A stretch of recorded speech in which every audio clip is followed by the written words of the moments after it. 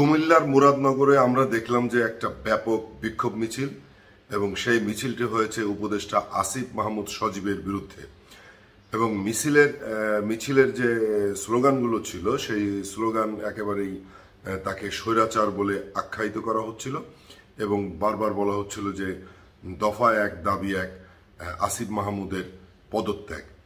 এবং মিছিলটি বেশ বড় মিছিল মুরাদনগরে। সেখানে আমরা দেখলাম যে পুলিশ এসে সেই মিছিলটি বাধা দেয়। বাধা দেওয়ার এক পর্যায়ে পুলিশের একজন ইন্সপেক্টর, সম্ভবত তিনি হয়তোবা ওই থানার ওসি হবেন, তিনি ব্যানারটি কেড়ে নিয়ে যান। মিছিলটি করছিল কুমিল্লার বিএনপির নেতাকর্মীরা। যখন ব্যানারটি কেড়ে নিয়ে গেল তখন তারা বারবার তাকে, সেই পুলিশ অফিসারকে জিজ্ঞাসা করছিল যে আপনি ব্যানারে হাত দিলেন কেন? মিছিল কি করা যাবে না? এটা কি আমাদের কি গণতান্ত্রিক অধিকার নেই? তার কোনো সদুত্তর সেই পুলিশ অফিসার দিতে পারেননি। বিএনপির নেতাকর্মীরা বারবার জানতে চাচ্ছিল যে আপনি ব্যানার কেন কাটলেন? আমরা আমাদের বিক্ষোভ করছি, আমরা মিছিল করছি, এটি আমাদের গণতান্ত্রিক অধিকার। পুলিশ অফিসার কোনো সদুত্তর তো দিতে পারেইনি, বরং তিনি সেখান থেকে সরে গেলেন। আমরা যে মিছিলটি দেখলাম সে মিছিলটি বেশ বড় একটা মিছিল এবং সেখান থেকে মুহুর্মুহু যে স্লোগানগুলো আসছিল সেগুলি বেশ বিক্ষোভ আমরা, এবং ভেতরে মানুষের যে ক্ষোভ, সে ক্ষোভের প্রকাশ আমরা দেখতে পেয়েছি মিছিলের ভেতরে যারা ছিলেন তাদের মধ্যে। এবং তারা বলছিলেন, যখন তারা সমাবেশ করছিলেন পথসভা, তখন তারা বলছিলেন যে আসিফ মাহমুদ সজীবের যে একজন এপিএস, তিনি ৩১১ কোটি টাকা মেরে দিয়েছেন এবং তাকে শুধুমাত্র অব্যাহতি দেওয়া হয়েছে, তার বিরুদ্ধে কোনো অভিযোগ আনা হয়নি, তাকে অ্যারেস্ট করা হয়নি, কোনো মামলা হয়নি।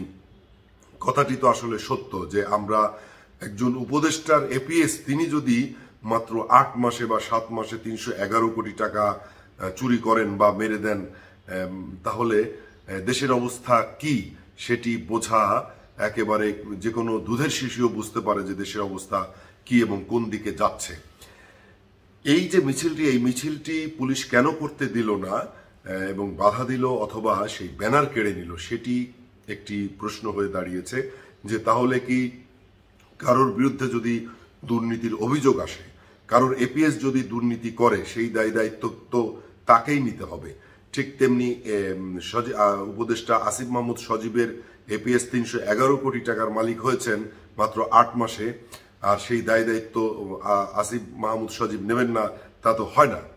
এবং তার পদত্যাগের জন্য যে মিছিলটি আমরা কুমিল্লার মুরাদনগরে দেখলাম, সেখানে পুলিশি বাধা, সবকিছু মিলিয়ে যেটা বোঝা যাচ্ছে, তাতে করে বোঝা যাচ্ছে যে, এবং তাকে যে বারবার স্বৈরাচার আখ্যায়িত করা হচ্ছিল, এটি প্রমাণ হচ্ছে যে, এবং মনেও হচ্ছে যে আসিফ মাহমুদ সজীবের যে তার যে চালচলন সেটি একেবারেই স্বৈরাচারের মতন।